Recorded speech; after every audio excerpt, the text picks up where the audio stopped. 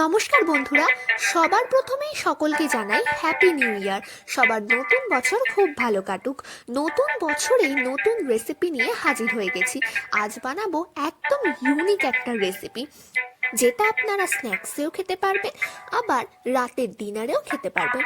রেসিপিটা বানানোর জন্য প্রথমে দুটো সেদ্ধ আলুকে আমি ভালো করে স্ম্যাশ করে নিচ্ছি।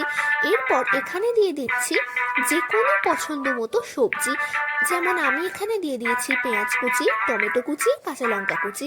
আপনারা চাইলে অবশ্যই এখানে অন্য সবজি ব্যবহার করতে পারেন। এরপর দিয়ে দিচ্ছি এই রেসিপির প্রধান উপকরণ, ভেজানো চিড়ে। এই চিড়েটা আমি 8 ঘন্টা আগে ভিজিয়ে জল ঝরিয়ে রেখেছিলাম। সাথে কিছু গুঁড়ো মশলা দিয়ে দিলাম, যেমন স্বাদ মতো নুন, হলুদ গুঁড়ো, ধনে গুঁড়ো এবং চাট মশলা। এরপর এটাকে ভালো করে একবার মিশিয়ে নিয়ে বাইন্ডিংয়ের জন্য দিয়ে দিলাম কর্নফ্লাওয়ার। এখানে কর্নফ্লাওয়ারের বদলে চালের গুঁড়িও ব্যবহার করা যেতে পারে।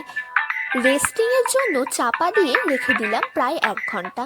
এরপর অন্য একটা বাটিতে কিছুটা কর্নফ্লাওয়ার নিয়ে তাতে স্বাদ মতো নুন এবং লঙ্কার গুঁড়ো মিশিয়ে একটা ব্যাটার বানিয়ে নেব।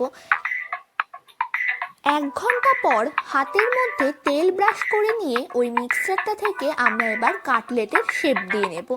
এখানে এই কাজটা আপনারা গ্লাভস পরেও করতে পারেন।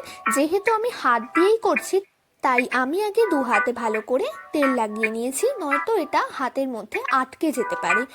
এরপর একটা গ্যাস জেলে কড়াইতে প্রথমেই সাদা তেল দিয়ে দিচ্ছি, আর ওই কাটলেটটা কর্নফ্লাওয়ারের ব্যাটারে ডুবিয়ে এই সাদা তেলে দিয়ে ভালো করে ভেজে নেব। এটা আপনারা চাইলে ডিপ ফ্রাইও করতে পারেন, কিন্তু আমি নর্মাল ফ্রাই করছি হালকা তেলে। এই কাজটা কিন্তু একদম লো টু মিডিয়াম ফ্লেমে করতে হবে। হাই ফ্লেমে দিয়ে দিলে ওপরটা তাড়াতাড়ি রান্না হয়ে পুড়ে যেতে পারে, কিন্তু ভেতরটা কাঁচাই থেকে যেতে পারে। তৈরি হয়ে গেল আমাদের স্ন্যাক্স আইটেম। এইটা আপনারা সন্ধ্যেবেলার স্ন্যাক্সে জমিয়ে খেতে পারবেন। এরপর আমরা চলে যাব আমাদের ডিনার রেসিপিতে। ডিনার রেসিপি বানানোর জন্য ওই বেঁচে যাওয়া তেলে দিয়ে দেব কিছুটা পেঁয়াজ কুচি, নুন, হলুদ গুঁড়ো, লঙ্কার গুঁড়ো, ধনে গুঁড়ো, জিরে গুঁড়ো। এই গুঁড়ো মশলাগুলো দিয়ে ভালো করে মিশিয়ে নিতে হবে। টেস্টটাকে আরও বাড়ানোর জন্য আমি এখানে ইউজ করেছি টমেটো সস। এরপর কিছুটা জল দিয়ে এটাকে ভালো করে ফুটতে দেব। আপনারা এখানে গরম জলও ব্যবহার করতে পারেন। কিছুটা ফুটে গেলেই আমি দিয়ে দিচ্ছি এখানে সেই বানিয়ে রাখা কাটলেটগুলো দেওয়ার পর এটাকে আরও মিনিট 3 ফুটিয়ে নেব। তারপরে তৈরি হয়ে যাবে আমাদের সুস্বাদু কাটলেট কারি।